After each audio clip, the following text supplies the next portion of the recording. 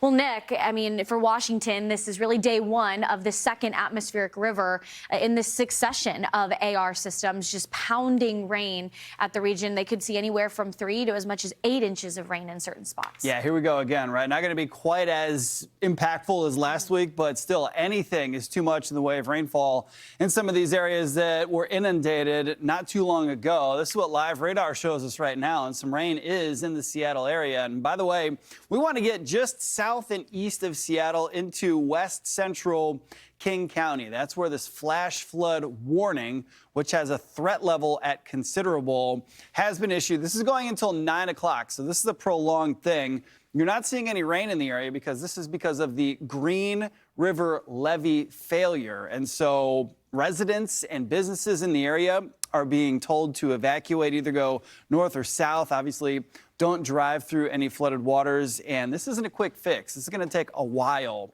for officials to get corrected. So some of that water could be rushing into some very, very populated areas east of the river. So a heads up there. Meanwhile, the bigger picture shows flood watches from Eugene right up to the border of Canada and as far inland as Manson and Yakima. A few flood warnings also dotting the map. Another 5 to 8 inches, like Haley was just mentioning, certainly possible right along the coast. Falling is rain, and then you get some of that orographic lift up into the higher terrain. That's where we could see some heavier snowfall. Of course, this almost looks like a Pineapple Express type of setup as we get later into this week. But for tomorrow into Wednesday, a cold front comes through. That's going to drop those snow levels that were originally anticipated to be around 7,000 or 8,000 feet. Looks like those levels will drop now to about 4,000 or 3,000. So I-90 is going to be impacted by snow. That includes Snoqualmie Pass.